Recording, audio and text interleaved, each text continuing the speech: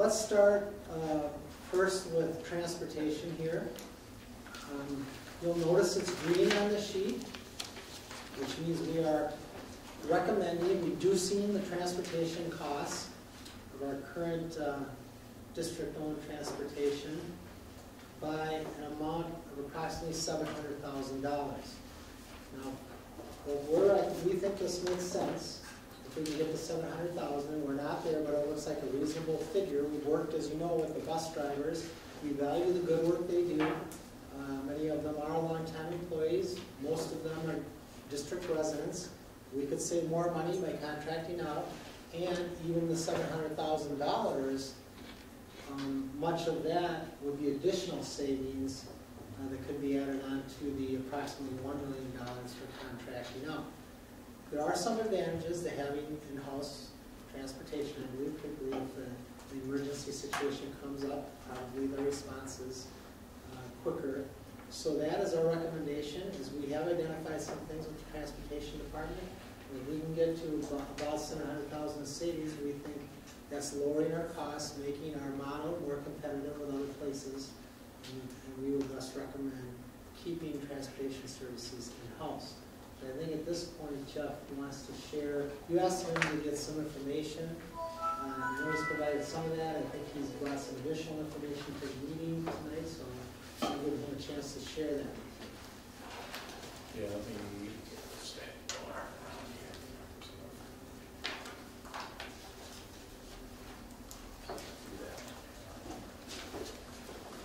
here. Yeah, I just want to. As you can see, that number has changed. We're looking at 700,000. We think that that's probably a good number, or a really good number. We're confident that we can attain that amount of savings. And it's kind of a combination of several. You need some more? Okay. No, I've got. How many more? Well, I can share it. Sure needs one on the other. I got two here. All right.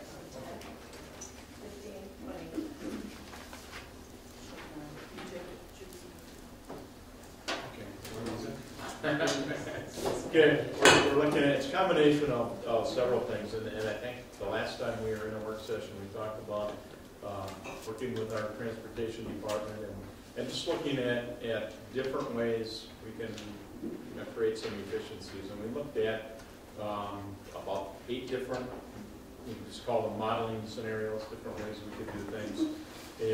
And I think from that, from that exercise, probably the biggest component that we looked at was providing for some split shifting, and that savings, I think through the combination of modeling things that we think we can do, it's about $250,000. And it's and the big thing there is just the elimination of a lot of overtime. So we're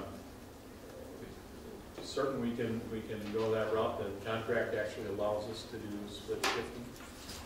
So we're confident in that number. And the other thing we've just done lately is we've looked at some more efficiencies. And it's things like looking at some of our middle school routes, looking at, as talked about here, the extra capacity. And I know when I first got here and I heard, well, we can put students in a lock zone on a bus where there's capacity, and I was thinking, well, we really shouldn't have. Typically, you just don't have that. Occasionally, you'll have some capacity on a bus, but we seem to have, with just about every route, there's capacity for any students. So it's just kind of tightening up the routes, and obviously that probably can take off some of the buses on an annual basis. So we looked at some of that capacity issues, some other routing efficiencies, and that generates about 300, and I want to say on a, I think conservative side, 350,000. And then again, we're in contract negotiations, and we're looking at some things in that setting as well. So we think that 700,000 is attainable, something that we can do, and we can see that that kind of savings on an annual basis. So Jeff, I want to be clear on what we're looking at here. If we're putting more students on our buses, similar to what most other districts do, And that means there will not be the opportunity for ineligible riders to just jump on a bus which we have going on to a large degree in this district and has been going on for a long time.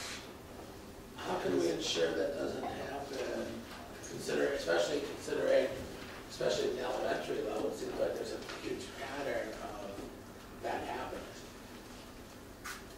How do we ensure that doesn't happen? I mean, are we talking like bus pass, like requiring them to show their bus pass, or? Well, that would be part of it, because we also need to know who's on our buses, but it's more, I think it's more upfront planning when you're actually doing the routing, and you're gonna fill those buses up, not to 100% capacity, but you're gonna route them at a higher capacity percent, maybe it's 80%, 85%, just for running through the neighborhoods running the route where you have eligible students.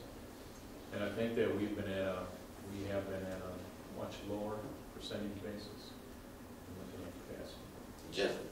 Just to clarify, you're saying that you feel that you will be reducing the busing by 700,000?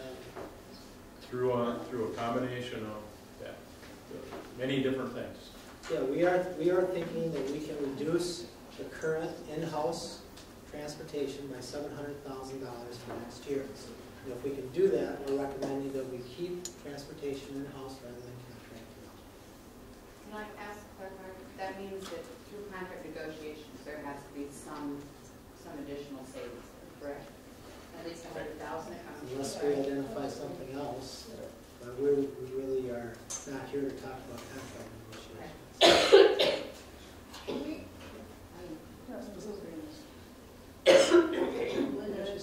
I'm trying to, I can't remember if it was 5 or 6 years ago, I don't know, somewhere around there, we looked at adding students, especially the high schools, where students could drive, overdoing our bus, overdoing the capacity of the buses. Right. And little cards were sent out to people to find out, okay, are you going to be riding the bus or you're not? I don't know, does anybody remember how long ago that was? Before me? Was that before you? Okay. But anyways, so we went through and we cut way back on the buses. And then we had buses that they couldn't even, kids were standing in the hallway, or standing in the aisle. So then we ended up adding back more than one bus. I don't know if anybody. I think we added back 2 or 3 buses. 2 or 3 buses. So when we look at this $350,000, it sounds great, but it might be worth going back and finding out what happened with that scenario. Because we tried doing that once. It doesn't mean that if we try now that won't happen. But we ended up, what we thought was going to be savings ended up not being savings. Yeah, but I think they saved like 1 or 2 buses instead of sure. 5. But we can take, the demographics, the student information, and know how many students are eligible for transportation. So I think we know that going in, and we can start to plan. And sometimes at the secondary level, because ridership isn't as high, you can, do your capacity at 110%, 120. And then I think, and then obviously if you're in a better situation, not that you leave the bus full, but to be planful up front where you're maximizing that capacity. And then if you need to add another route or two, once school gets started, you do that. As opposed to keeping buses at 60–70% and running those the entire year. So always knowing that you're going to operate safe buses and you're going to fix that overcapacity situation.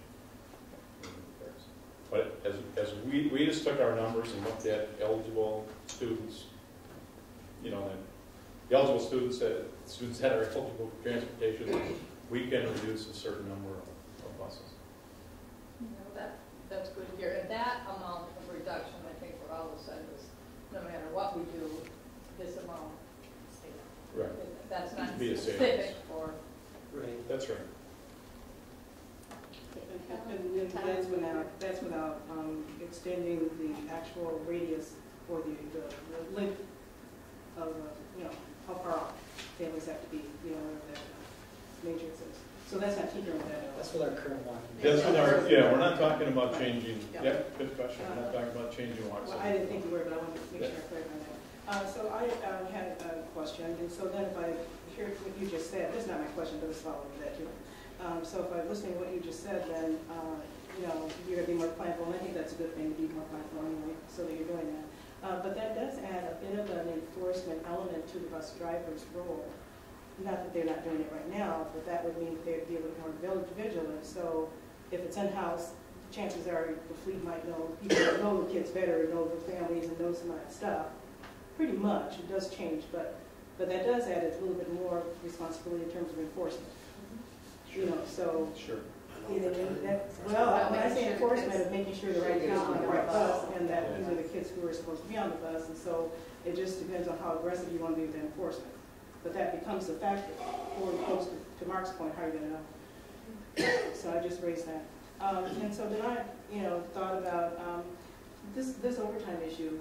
What's the biggest driver of that overtime? Is it, and kind of a companion to that question, is that changes to achieve with this overtime shift, is that structural changes to the overtime, or what are the types of things that require overtime?